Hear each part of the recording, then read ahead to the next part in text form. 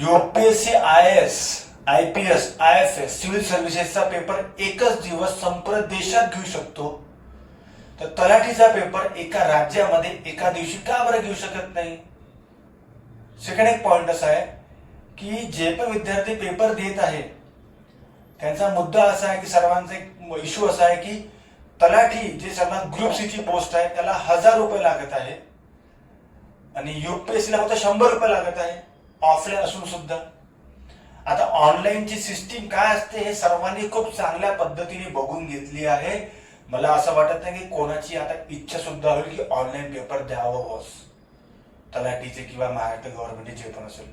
मग माझी सरकारला विनंती आहे की सरकारने यामध्ये लक्ष घालावं आणि सरकारने ज्या पद्धतीने आधी जो पारंपरिक पॅटर्न चालू होता आपला, एका दिवशी पेपर, एकच पेपर एका दिवशी, असं मला वाटते की तो सर्वात बेस्ट आहे आणि संपूर्ण राज्यात एका दिवशी पेपर झाला पाहिजे, ना की साध्या एक तलाठीचा पेपर जापा ते पोस्ट असं ना की बाबा खराब. पण ग्रुप सी चा पेपर तुम्ही जर समजा 25 दिवस चालवत असाल 3 शिफ्ट मध्ये ऑनलाईन त्यासाठी, ते पण 75 पेपर त्यात तुम्ही सेट केलेले आहे, ते कम्प्लिटली रॉंग आहे.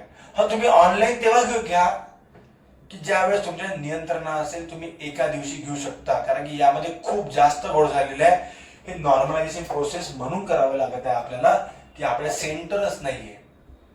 मग मला असं वाटतं की जोपर्यंत सेंटर संपूर्ण महाराष्ट्रात होत नाही तोपर्यंत ही प्रोसेस मला खरंच मला तर नाही आवडली. नॉर्मल प्रोसेस खूप म्हणजे चुकीची वाटत आहे जनरली. काय तर म्हणजे आता त्यांना मार्क ठीक आहे, क्लासचे विद्यार्थी मला माहिती त्याला खूप चांगले मार्क मिळाले, पण पर्सनली मला असं वाटते की हे प्रोसेस खरंच नसावं.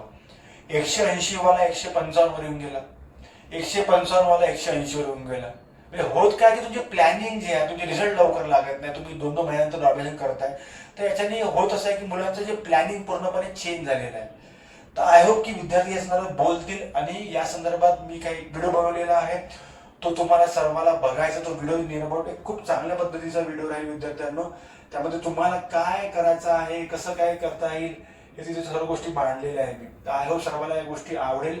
अशा पद्धतीचा व्हिडिओ राहील की एक परीक्षा, एक पेपर, एकच दिवस, ऑफलाईन एक्झाम घ्यावी, सरकारला विनंती.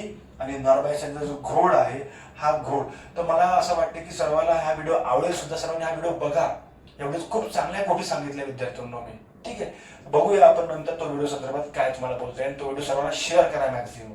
ठीक आहे, जय हिंद, जय महाराष्ट्र. थँक्यू.